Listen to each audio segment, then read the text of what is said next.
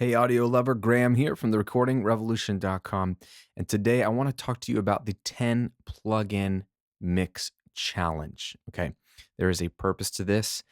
This is something that I think will help you, at least as a mental exercise. The idea is simple. Can I mix a song with only 10 plugins? And when I say 10 plugins, I don't mean 10 types of plugins like EQs are one type, compressors are one type, reverbs are one type, and use as many of those as you like. I literally mean 10 instantiations of a plugin. For example, this mix right here with all these tracks, there's literally only 1, 2, 3, 4, 5, 6, 7, 8, 9, 10 plugins anywhere in this mix. Now, what I want to do is show you the power of just 10 plugins, what that can do. And then I want to unpack 3 very, very powerful lessons that you and I can learn from doing a 10 plugin mix challenge with the express purpose of helping you get better mixes, not to force you to only use 10 plugins. That's irrelevant. Who cares if I use 10 or if I use 100? That's not the point. But this exercise is going to be very, very helpful for you. So first, take a listen. Here are the raw tracks, and then I will turn on the plugins. I can't say that I wouldn't do the same thing if I were broken glass in the middle of a hurricane, tear into my love and my family. I can't say I wouldn't do the same.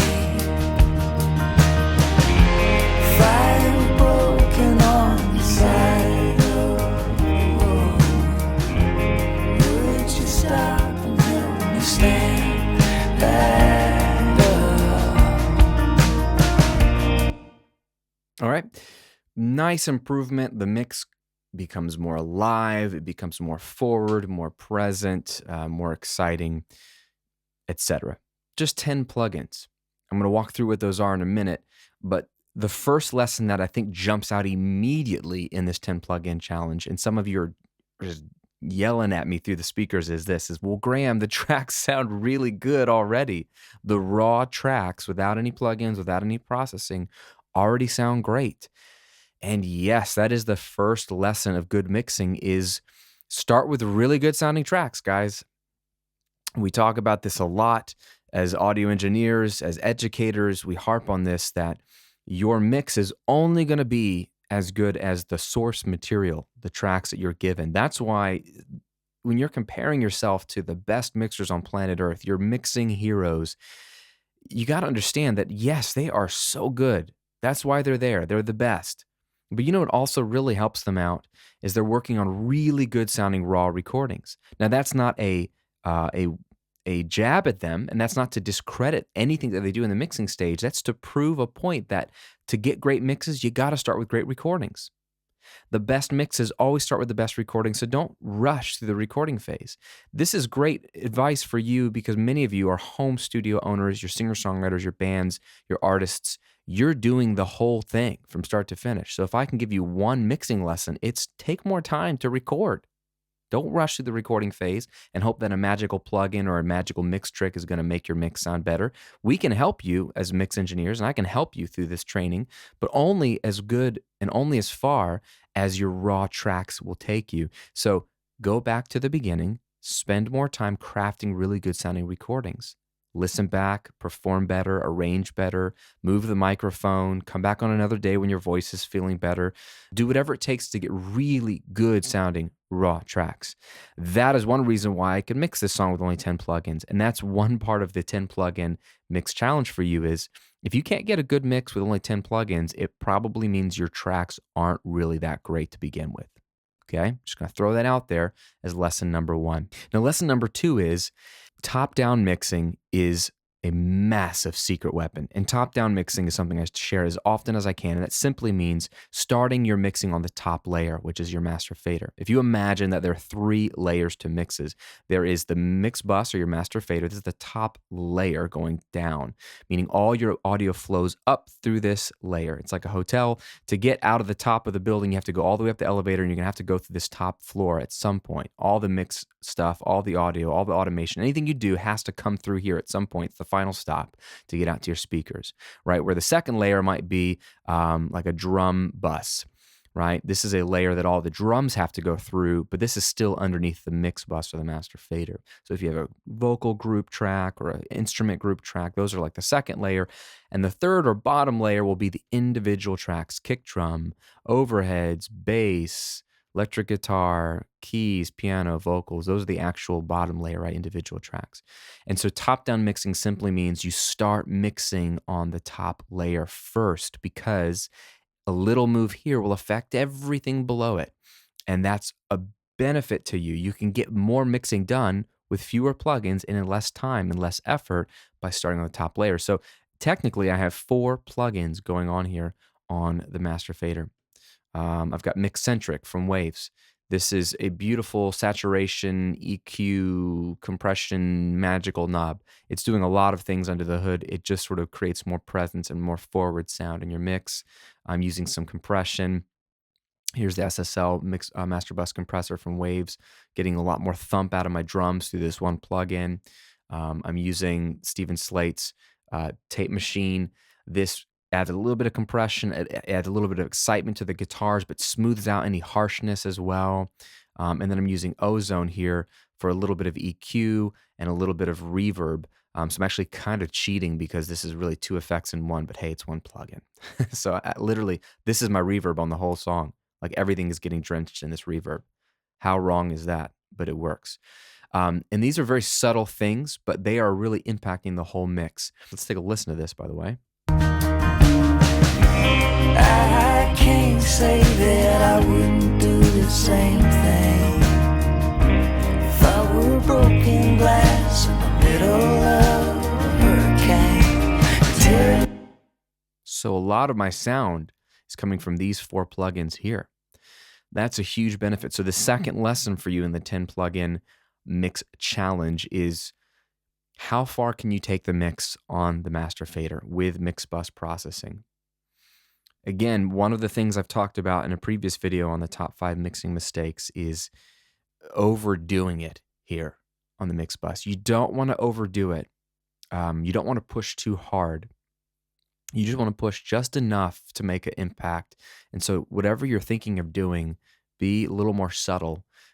Even if it's not as much as you'd like. Our ears want to hear drastic change. We want to hear transformation, but it's really the subtle cumulative effects that make a big difference. So the second lesson, again, start on the master fader. It really makes a big difference. I'm able to sculpt the sound quickly and with just a handful of plugins, which is really, really going to be beneficial to you, because that leads to what I think is the third lesson, which is the less you can do to your mix in the digital domain, the better. Not that digital plugins sound bad. The plugins we have today, including the stock ones that come free with your software, are phenomenal. They are light years better than they were 10 years ago, light years better than they were 15 years ago when I was just starting to dip my toes into this water. They sound amazing. Your software, your DAW, whatever program you use sounds amazing. The backends to these are great. The audio engines are fantastic. Digital is wonderful to work in today, but hear me out. The less processing you can do, the less math your computer has to do, the less calculations your software has to do, I think the more natural and the more musical your audio will sound. I don't know if this can be proven scientifically. This is just my experience. So I'm a huge fan of doing as little as possible. And if you can mix a song with 10 plugins instantiated or fewer, look at how little processing I have to do. There's only 2 plugins on the vocals. There's nothing on the keys. There's only 2 plugins on all 7 of the guitars, or 8, I can't count. There's nothing on the bass, and there's nothing on the drums. Actually, the only drum processing is happening in parallel on a parallel track here. I'm doing some parallel compression on just the kick drum. And then to be fair, I'm doing a P-mix trick. This is something I learned from Andrew Sheps. I got a whole video on this, on the parallel mix trick, where I'm doing one compressor and I'm running everything but the drums to it. So the bass, you can see all my sends here. The bass, the guitars, keys, vocals are all going through this compressed parallel channel here. And then of course everything is going through the mix bus processing. But you can see how little processing is happening, which allows those great raw tracks to stay natural and unaffected and unprocessed. And I think the less tampering we do with our audio, much like our food, the less tampering you do with your food, the better it tastes. The less tampering we do with our audio, the more natural, the more rich it will sound, assuming you recorded something well to begin with. So that's the third lesson, is the restraint that it puts on you is very, very good because it'll do less damage to your audio. Now, here's a bonus lesson, and this is something that I really want to explain before we wrap up today, and then I've got a little gift for you, is when you only can use 10 plugins, which is a false limit. I understand it's a false limitation, but let's say you take me up on this challenge. If you can only use 10 plugins, you really have to think hard about what you want to do.